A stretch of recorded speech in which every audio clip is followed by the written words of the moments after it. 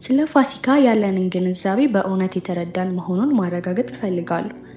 በፋሲካ ቀን ሌሎች ደግሞ ይህን እንወዳለን የሚሉ ይህንን ቀን ችላ ብለው የክርስቲያን ፋሲካ ወይንም ፋስኮ ተብሎ የሚጠራውን አረማዊ የመራባት በዓልን አከበሩ። እንክርዳዱ የምንለይበት ሌላ ግልጽ መንገድ ነው። የዘንድሮው የፋሲካ በዓል አከባበር በጣም አስፈላጊ ነው ብዬ አምናለሁ። ምክንያቱም በእውነት ወደ ታላቅ የመከራ ጊዜ ውስጥ ልንገባ ነው። ስለዚህ ለአባታችን መሰጠታችንን እያሳየን እና ለእርሱና ለቃሉ መታዘዝ እንደምንፈልግ በማሳወቅ የፋሲካ ቀን እውነተኛውን የመጽሐፍ ቅዱስ አምላክና አዳኛችሁን ያህዌ መሲሁን የሚያከብርበት ጊዜ ነው።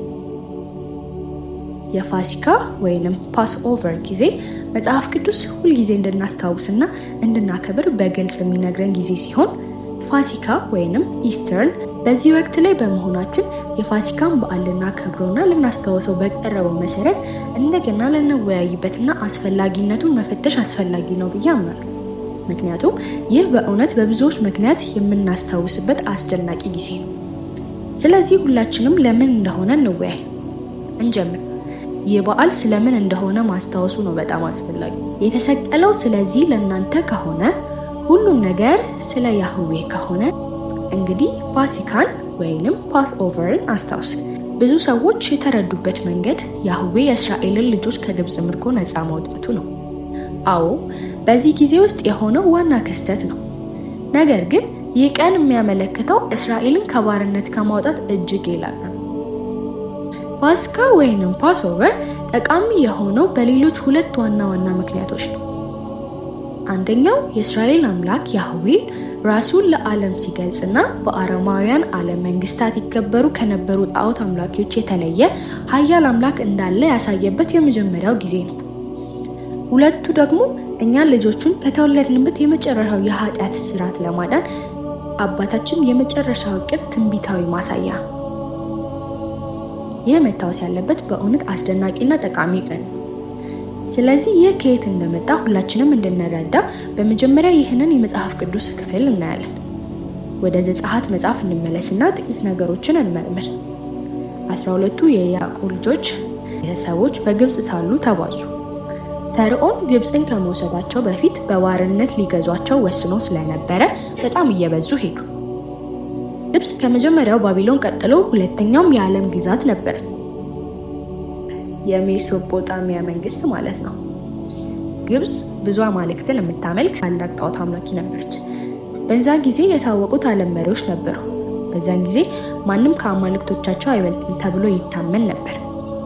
በቤተሰባቸው ታሪክ የተነገራቸው ከቅድመ አያታቸው ከያዕቆብ በኋላም ኢያሱ ከተባለው ዕውቀት የተገኘ ከአባቱ ከይስሐቅ ለያዕቆብ የተሰጠው ከአባቱ ከአብርሃም ለይስሐቅ የተሰጠ አምላክ ነበረው። አብርሃም ከልዑል ኪዳን ተሰጠው። እኔ የምለው በግዞት ዘመናቸው እስራኤል አምላካቸውን ያውቁ ነበር። ነገር ግን ራሳቸውን በአረማዊ ግብፅ ስር እያጡ እንዴት ያለ ጭካኔ ደርስባቸው ነበር። ሙሴ ደግሞ በልዑል መሪነትና ሽፋን ስር ያለ ዕብራዊ ስለነበር ዕብራውያንን ነፃ ለማውጣት ወደ ግብፅ እስከመጣበት ጊዜ ድረስ ፈርዖንን ህዝቡን እንዲለቅ ነገረው። ፈርዖንም ፈቃደኛ አልሆነም። ስለዚህ የበላይ የሆነው ጌታችን በግብፅ ላይ ያደረሰውን በርካታ መቅሰፍቶች ነበሩ እና ግብፅ የአረማውያንን አማልክቶቻቸውን ኃይል ለመጥራት ሞክራለች። እሱም በእውነቱ ሉሲፈር ነበር። የጣዖት አማልክቶቻቸውን ጠሩ። ነገር ግን ኃይላቸው ከሙሴ አምላክ ከእግዚአብሔር ጋር ሲወዳደር የተገደበ ነበር። ነገር ግን ልዑል የመጨረሻውን ማስጠንቀቂያ እስኪሰጥ ድረስ የፈርዖን ልብ ደነደነ። ይህ ደግሞ ወደ ዘጸአት የሚመራን የመጀመሪያዎቹ 10 የፍጻሜ ምዕራፎች ፈጣን ማጠቃለያ ነው። ምዕራፍ 11ን እናንብብ። እግዚአብሔርም ሙሴን በፈርዖንና በግብፅ ላይ ገና አንዲት መቅሰፍት አመጣለሁ፣ ከዚያ ወዲያም ይለቃቸዋል። ሲለቃችሁም አባሮ ይሰዳቸዋል። ወንዱ ከወዳጁ ሴቲቱን ከወዳጇ የብርና የወርቅ ዕቃ ይሹ ዘንድ በሕዝቡም ጆሮ ተናገር አሉ። እግዚአብሔርም ከግብፃውያን ፊት ለሕዝቡ ሞገስን ሰጠው።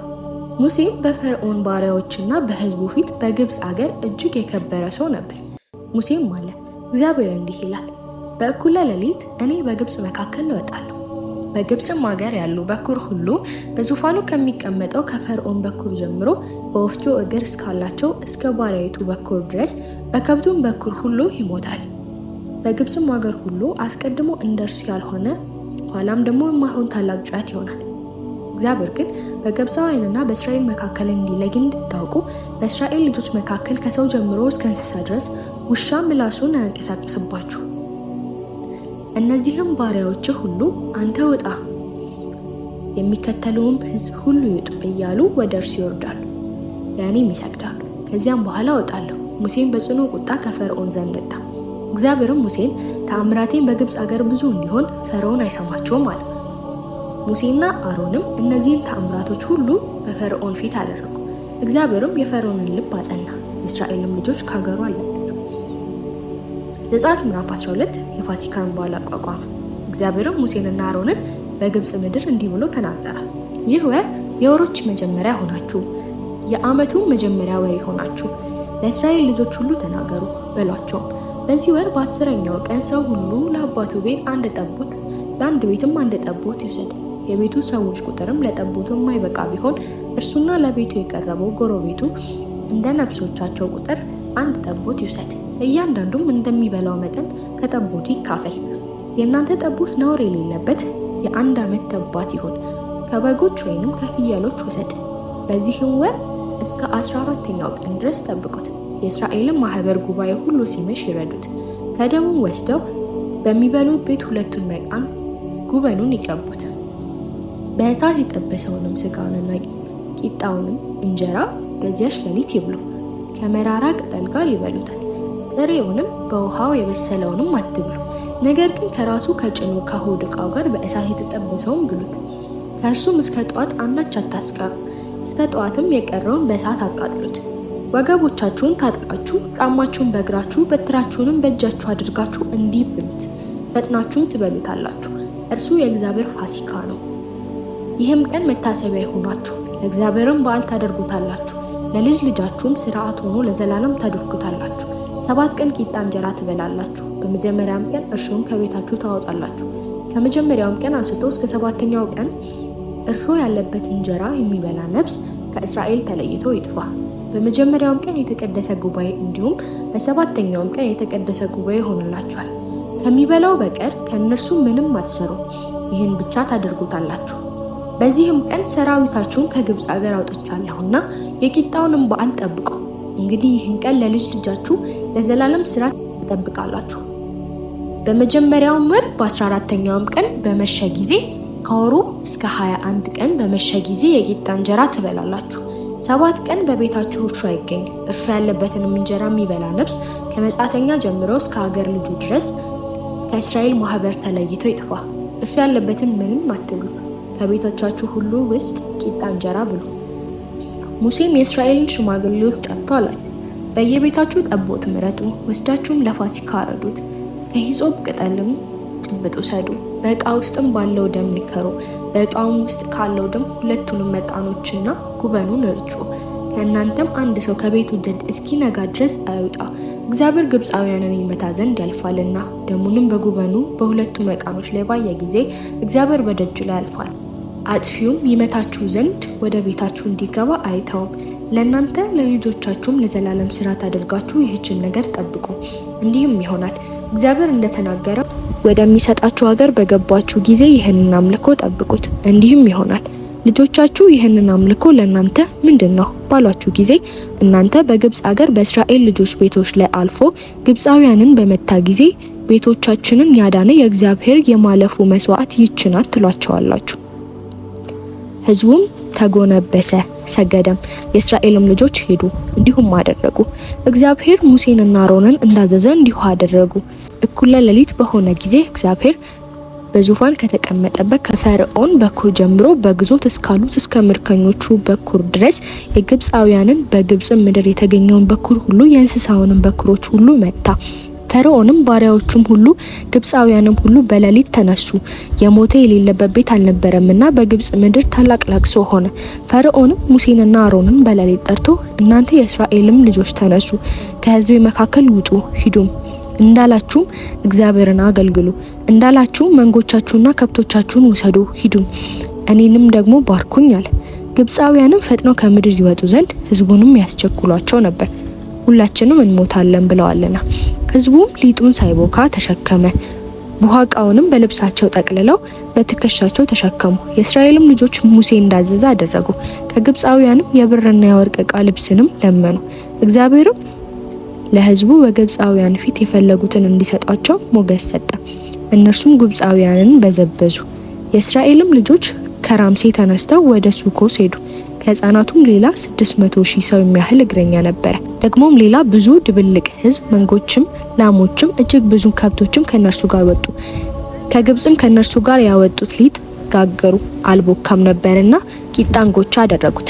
ግብፃውያን በመውጣት ስላስቸከሏቸው ይቆዩ ዘንድ አልተቻላቸውም፣ ስንቅም አላሰናዱም ነበር።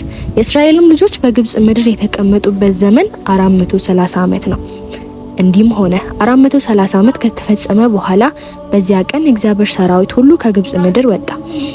ይህች ሌሊት ከግብፅ ምድር ስላወጣቸው ለእግዚአብሔር የተጠበቀች ናት። ይህች ሌሊት በእስራኤል ልጆች ሁሉ ዘንድ እስከ ልጅ ልጃቸው ድረስ ለእግዚአብሔር የተጠበቀች ናት። እግዚአብሔርም ሙሴንና አሮንን አለ፣ ይህ የፋሲካ ሕግ ነው። ከእርሱ እንግዳ ሰው አይብላ። በብር የተገዛ ባሪያ ቢኖር ከተገረዘ በኋላ ከእርሱ ይብላ። መጻተኛና ሙያተኛ ግን ከእርሱ አይብሉ። በአንድ ቤትም ይበላ። ከስጋውም አንዳች ከቤት ወደ ሜዳ አታውጡ፣ አጥንትም አትስበሩበት። የእስራኤልም ጉባኤ ሁሉ ያደርጉት። እንግዳ ሰውን በመካከላችሁ ቢቀመጥ ለእግዚአብሔርም ፋሲካ ሊያደርግ ቢወድድ አስቀድሞ ወንድ ሁሉ ይገረዝ፣ ከዚያም ወዲያ ይቅረብ ያድርግም፣ እንደ ሀገርም ልጅም ይሆናል። ያልተገረዘ ሁሉ ግን ከእርሱ አይብራ። ለሀገር ልጅ በእናንተ መካከል ለሚቀመጡ እንግዶች አንድ ስርዓት ይሆናል። የእስራኤልም ልጆች ሁሉ እንዲህ አደረጉ። እግዚአብሔር ሙሴንና አሮንን እንዳዘዘ እንዲሁ አደረጉ። በዚያም ቀን እግዚአብሔር የእስራኤልን ልጆች ከሰራዊታቸው ጋር ከግብፅ ምድር አወጣ። ፋሲካን እንዴት አከብራለሁ? በዘጸአት ምዕራፍ 12 ቁጥር 8 ላይ የሚገኘው የተጠበሰ በግ ከአትክልትና ከቂጣ ጋር በቅዱስ ቃሉ መሰረት እንደ ቤተሰብ ማድረግና የፋሲካን ራስ ማዘጋጀት ድንቅ ስራ ነው። ስለዚህ እኔም ማበረታታው የመጀመሪያው ነገር ይሄ ነው፣ ከቤተሰቡ ጋር እንዲያደርጉና እንዲያደምጡ ነው። ከመወሰዱ በፊት በፋሲካ ከደቀ መዛሙርቱ ጋር ባደረገው የመጨረሻ ራት እካፈላለሁ። ስለዚህ በፋሲካ ምሽት እባካችሁ ይህንን ለእግዚአብሔርና ለጸጋው በማሰብና ያህዌና ለእኛ ያለውን መስዋዕትነት በማሰብ ይህንን ማድረጉን ያረጋግጡ። በዓለም ላይ ላሉ አማኞች ሁሉ ይህንን ድርጊት ለአባታችን እንደምንወደው እንደምናከብረውና ከቤተሰብ ጋርም እንደሞተልን የላከውን ልጁንም እንዳመንን እናስታውሳለን።